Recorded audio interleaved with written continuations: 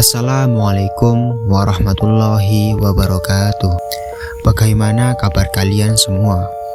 Semoga dalam keadaan sehat dan selalu dalam lindungan Allah Subhanahu wa Ta'ala. Selamat datang di channel Dimensi Nisan, channel yang membawakan sebuah cerita horor untuk menemani malammu. Siapkan diri dan siapkan mental. Jangan lupa matikan lampu dan ambil cemilan.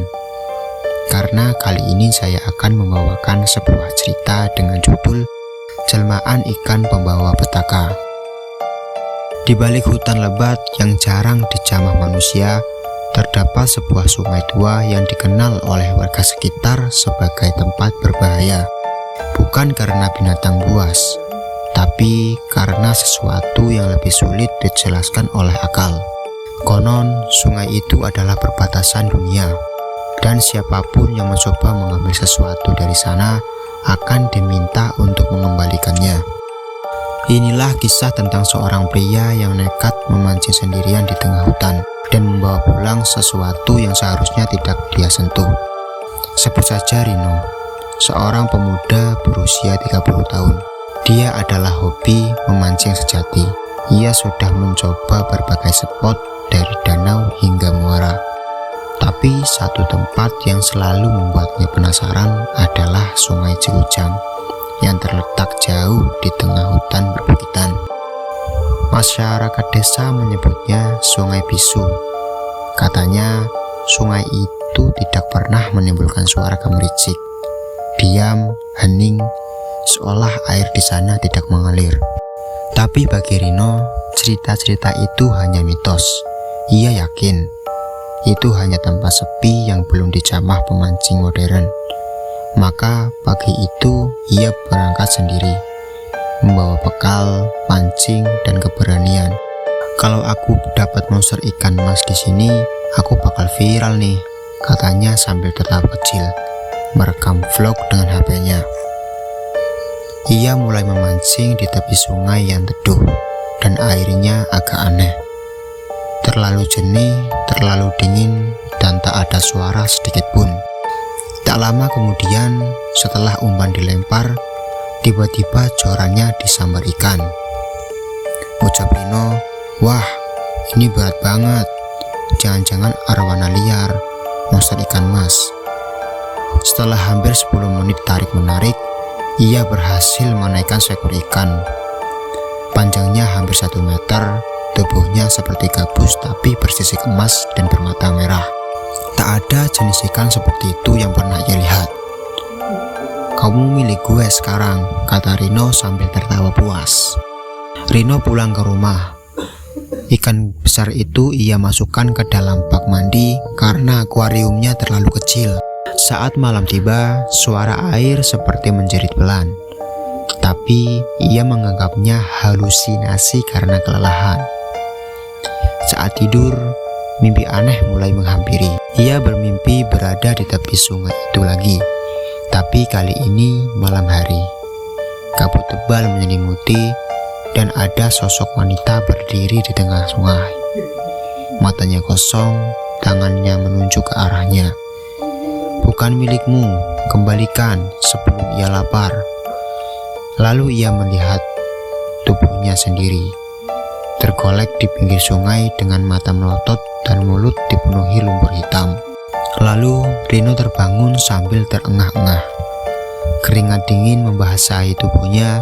Ia mencoba meyakinkan diri, itu cuma mimpi, cuman mimpi. Hari berikutnya, ikan itu tampak membesar. Padahal tidak mungkin dalam satu malam mata ikan itu menjadi besar. Matanya kini tampak lebih merah dan air dalam bak mandi keruh kehitaman. Rino mulai mengalami mimpi yang sama setiap malam. Wanita itu semakin dekat, dan kali ini ia bisa mendengar suara lirih dari air bak mandi. lepaskan aku, atau kamu yang menggantikanku." Benda-benda mulai berpindah sendiri. Lampu berkedip. Di dinding kamar muncul bercak-bercak air seperti tapak tangan. Tapak yang terlalu panjang dan berselaput. Ia mencoba memberitahu temannya, Tapi temannya tersebut malah menertawakannya. "Udahlah, kamu tuh kebanyakan nonton horor. Itu cuma ikan, bro." Namun malamnya Jaka menelpon dengan suara gemetar. "Rin, tadi aku lihat di kamar mandi kamu ada kepala orang keluar dari bak. Matanya merah. Kamu harus buang itu ikan." Lalu Rino memutuskan untuk menyingkirkan ikan itu. Tapi saat ia hendak mengangkatnya, ikan itu menggelikat liar dan tiba-tiba tubuhnya berubah. Siripnya memanjang seperti tangan manusia dan matanya bersinar merah terang. Saat itu pula air bak menyembur keluar, membanjiri rumah dengan bau amis pekat. Rino terpental, kepalanya terbentur, pandangannya gelap. Saat terbangun, ia berada di dalam mimpi lamanya di tepi sungai. Tapi kali ini ia tidak bisa bergerak dan wanita itu sudah ada di hadapannya. "Kau sudah kuperingatkan. Kau telah mengambil penjaga sungai. Sekarang ganti tempatnya." Ia merasa tubuhnya berat dan saat melihat tangannya, ia melihat sisik muncul. Kulitnya mulai berubah dan ia pun menjerit. Rino pun terbangun pagi itu dengan tubuh basah kuyup dan memar di mana-mana. Tapi ikan itu hilang. Hanya tersisa jejak air menghitam dan bau lumpur. Ia segera menuju sungai Cikucang dengan membawa satu botol air dari rumahnya. Air dari bak tempat ikan itu disimpan. Di tepi sungai, ia menuangkan air itu ke aliran hening. Tiba-tiba, permukaan air beriak dan muncul kepala ikan besar itu sebentar, sebelum perlahan tenggelam kembali. Dan wanita itu berdiri di seberang sungai, mengangguk pelan lalu menghilang dalam kabut. Tidak semua yang ada di dalam ini boleh kita ambil.